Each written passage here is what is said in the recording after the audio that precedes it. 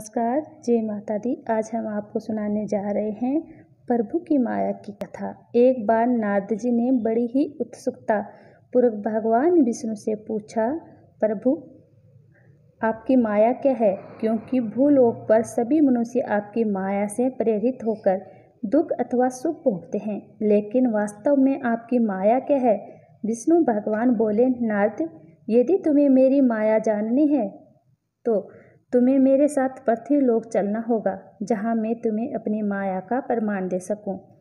नारद को अपनी माया दिखाने के लिए भगवान विष्णु नारद को लेकर एक विशाल रेगिस्तान से पृथ्वी लोक जा रहे थे। यहाँ दूर दूर तक कोई मनुष्य तो क्या जीव जंतु भी दिखाई नहीं पड़ रहा था। नारद जी विष्णु भगवान के पीछे रेगिस्तान की गर्म रेत को पार करते हुए आगे बढ़ते रहे। चलते चलते नारद जी को मनुष्य की ही भांति गर्मी और भूख प्यास का एहसास होने लगा। तभी कुछ दूरी पर उन्हें एक छोटी सी नदी दिखाई दी।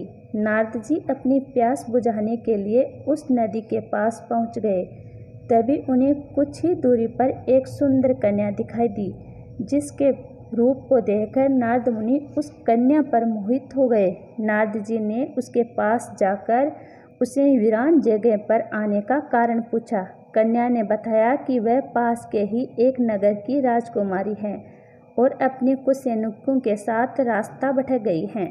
नारद मुनि भी राजकुमारी के साथ उसके राज्य में पहुंच जाते हैं। राजकुमारी सब हाल अपने पिता को बताती हैं। राजा प्रसन्न होकर अपनी पुत्री का विवाह नारद जी से कर देते हैं और सारा राजपाट नारद मुनि को सौंपकर स्वयं सन्यासी बन जाते हैं। अब नारद मुनि राजा के समान पूरे ऐशो आराम से अपनी जिंदगी का व्यापन करने लगते हैं। नारद इन सब में ये भी भूल चुके थे कि वह प्रभु को नदी किनारे बैठा ही छोड़ आए। समय बीतने के साथ नारद को उस राजकुमारी से 2 संतानें भी हो गई। नारद मुनि अपने फैलते फूलते राज्य और पुत्रों को देखकर बहुत ही खुश थे। एक दिन उस राज्य में 3 दिन लगातार इतनी घन घोर वर्षा हुई कि पूरे राज्य में बाढ़ आ गई। सभी लोग अपनी सुरक्षा के उद्देश्य से इधर उधर भागने लगे। नारद भी एक नाव में अपनी पत्नी और दोनों बच्चों को लेकर सुरक्षित स्थान की खोज में चल दिए।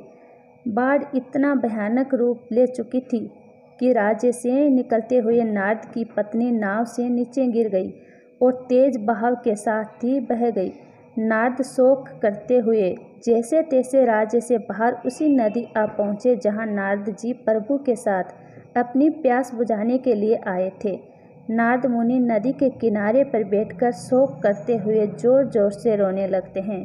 मेरे बच्चे पत्नी सब कुछ तो नष्ट हो गया है, अब मैं इस जीवन को जीकर क्या करूँगा। जैसे ही नारद मुनि नदी में कूदने की कोशिश करते हैं, तभी भगवान विष्णु उनका हाथ पकड़ लेते हैं और कहते हैं, ठहरो नारद, यही तो थी मेरी माया।